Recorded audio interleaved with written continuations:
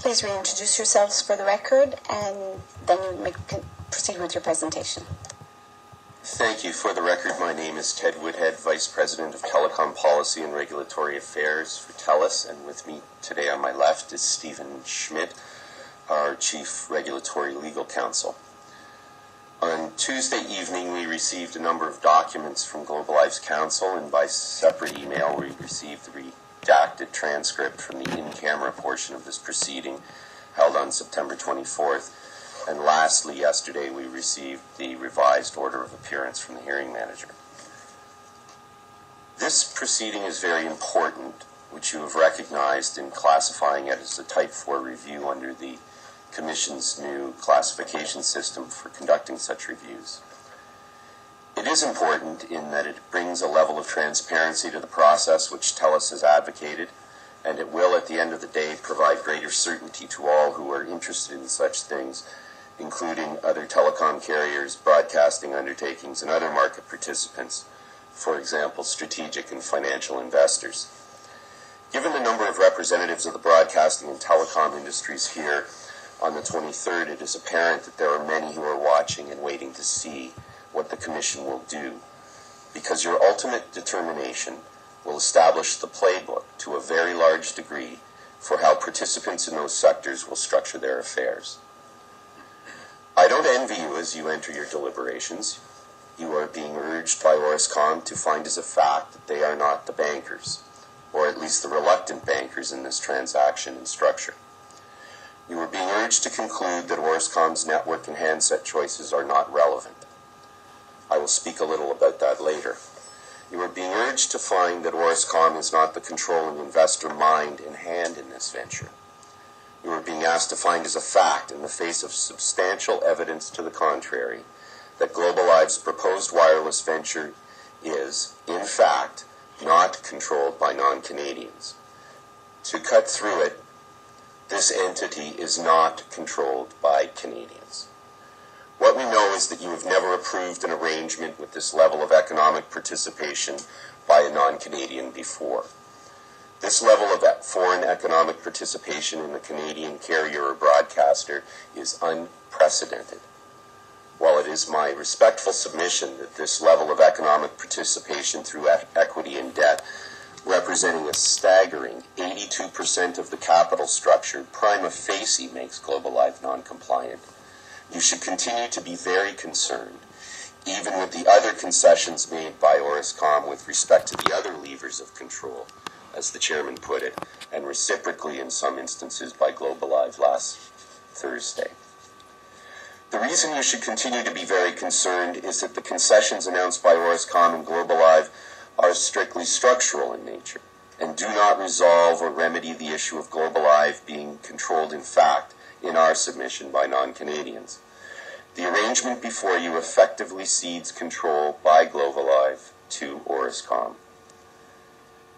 As a preliminary matter, I would like to comment on an exchange between the chairman and Mr. Infant at page 95, paragraph 569 of the redacted transcript, where it would appear that the Commission is being asked to conditionally approve this arrangement without a clock, so that Orascom and Globalive can use their best efforts to remedy the 98% or more of Globalive's debt currently held by Orascom.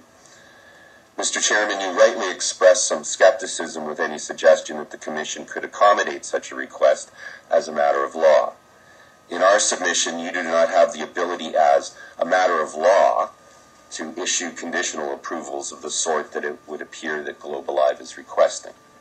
The Telecommunications Act does not provide for it, and in fact does not allow it. Subsection 16.4 is clear that no Canadian carrier shall operate as a telecommunications common carrier unless it is eligible to operate under the framework set out in Section 16 as a whole. Accordingly, while it may be that Globalive does not need to be eligible today, it does need to be eligible when it launches and begins to operate as a Canadian telecommunications common carrier. TELUS is not aware of any case in which the Commission or its counterparts administering similar ownership regimes have ever judged an entity to satisfy a control test where such a large part of its capital was owned by a single investor. As noted above, this factor, taken on its own, should be sufficient grounds for disqualifying Globalive from operating as a telecommunications common carrier. During the course of the in-camera hearing, Globalive and Orascom announced the deletion of various positive and negative covenants associated with the spectrum financing. Mr. Infant argues that this is enough, that the debt no longer acts as an instrument for exercise of control by Orascom. Specifically, he states that to determine that debt operates as a lever of control, you have to look at the conditions of that debt. In respect of Orascom's spectrum financing loans, Mr. Infant concludes that with the removal of the final covenants from the loan, there is no control. In my respectful submission, Mr. Infant is incorrect in both his legal analysis and in his conclusion. The Commission, the Office of the Superintendent of Financial Institutions, the Canadian Transport Agency, have all provided analyses that look at debt and control in a fuller and more sophisticated way. These analyses also lead to a different conclusion about control, and we would be happy to discuss those with you. As I think everyone agrees, this proceeding is about whether the arrangement before you complies with the Canadian ownership and control regime. In particular, this proceeding is about whether Globalive is controlled in fact, by non-Canadians. In order to determine that, you must make findings of fact based on the evidence before you.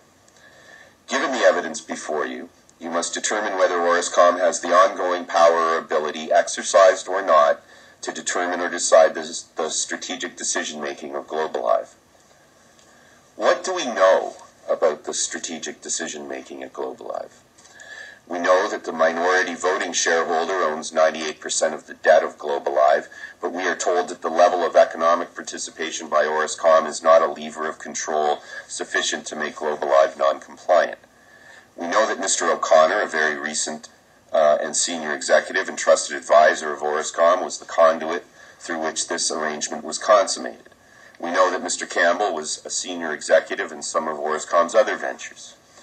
We know that the advisory agreements between Globalive and Orascom de facto bind Globalive to the network and handset choices through the price book of Orascom, but we are told those are not really levers of control sufficient to make Globalive non-compliant, because the final contracts with the vendors were signed in Canada and the decisions concerning the siting of towers and equipment have been made in Canada. In my respectful submission, in terms of strategic decision-making, no greater or more fundamental decisions can be made in starting up or operating a wireless network than choice of network, network equipment, and handsets. All of those critical and strategic decisions have effectively been made by Orascom and will continue to be made by Orascom in the future. We know that the advisory and technical agreements do not prohibit Globalive from seeking technical network handset products and services elsewhere, but it is apparent that there are substantial monthly royalties or dividends in the form of percentages of revenue that are returned to Orascom whether any of those services are used. These covenants effectively remove any incentive for Globalive to, and in fact, exercise independence. That fact alone provides a powerful, irresistible, and immutable incentive to obtain those services from Orascom. We know that Globalive sees a great commercial incentive in being able to access the price book of Orascom. They have said so many times throughout this proceeding. That commercial incentive, inextricably tying Globalive to Orascom, is a powerful lever of control, and it rests solely in the hands of Orascom. It is clear, from a commercial perspective, that the majority equity and near total debt infusion from Orascom, the decision to license Orascom's Wind brand, and the access to Orascom's price book for the very building blocks of Globalive's wireless operation make business sense. Unfortunately, those commercial decisions were taken with what would appear to be little or no consideration for the legal and regulatory consequences of such decisions, or alternatively, in hopeful defiance of them. Those were decisions made by Orascom, and I would suggest to a much lesser degree by Globalive. Globalive would have accepted whatever conditions Orascom imposed because that is the only way Globalive could have participated in the auction. Mr. Lacavera stated that time was of the essence. Mr. Lacavera traveled to Cairo and pitched Mr. Sawiris on his plan. Mr. Lacavera desperately needed funding. He made the real concessions for it, and that is the arrangement that is before you. Orascom's participation was necessary as a result of Globalive's inability to secure funding either through its own internal means or elsewhere, and the ability to control key decisions was necessary in order for Orascom to justify its unusually large investment and participation in one venture. Mr. Sawiris himself stated last week that his investments and economic participation in ventures in other countries, for example Egypt, where he is a resident, were considerably smaller in terms of percentage of participation in the partnership. The results of those decisions by Orascom and Globalive is why we find ourselves here today. Those decisions were Orascom's decisions, and they are asking the Commission to look the other way. The Commission cannot look the other way as a legal matter. Orascom and Globalive have put the Commission in a difficult position, no doubt. They have put you in that position because they refuse to accept the Commission's invitation to conduct this review in tandem with the Industry Canada review. They have put you in this position because a transparent process is their enemy. They have put you in this position because neither you nor they can avoid the unmistakable conclusion that this arrangement leaves the control of this enterprise in the hands of non-Canadians. Mr. Sawiris, albeit jokingly, has suggested on the transcript that the Canadian government might take over Orascom's debt in Globalive. Joking or not, Mr. Sawiris would appear to understand that he is not permitted to have the level of investment or assert the level of control over Globalive that he has. Mr. Sawiris now understands that the conditions on his investment that he imposed were ill-advised and non-compliant. He is asking you to remedy that non-compliance. The structural changes that Orascom has offered up do not achieve that.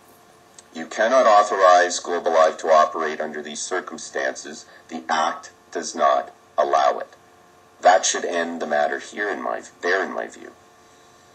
However, let's look at this another way. As you are considering this arrangement, I think the Commission should ask itself whether it would be prepared to accept the same arrangement for other telecom competitors or, in fact, broadcasters. Specifically, would you be prepared to accept that TELUS, Rogers, and Bell hive off their wireless and other operations into similar structures with foreign carriers? Would you be prepared to accept a similar structure with CanWest or CTV? Would you be prepared to find that any of these undertakings, with these levels of non-Canadian economic participation, executive contacts, with these levels of control over brand, purchasing, and network choice, meet the statutory test? I think not. In my submission, Globalive and Orascom need to find other sources of financing in order to satisfy the requirements of the Act. They need to access the capital markets that they acknowledge are rebounding and rework their arrangement. They need to come back to you with an arrangement that is compliant. Thank you. Thank you very much for your submission. As you know, on the day we started the in-camera hearing, TELUS came in with a term sheet of all sorts of changes to their governance structure, and then they filed the actual document implementing them. I notice you've made absolutely no comment on any of those changes. So are those changes I know your position that they are not sufficient, but as the changes by themselves, are they acceptable to you? The structural changes are acceptable, but they're simply structural changes. Okay, thank you. Len and Peter, any questions? Okay, thanks very much. Thank you.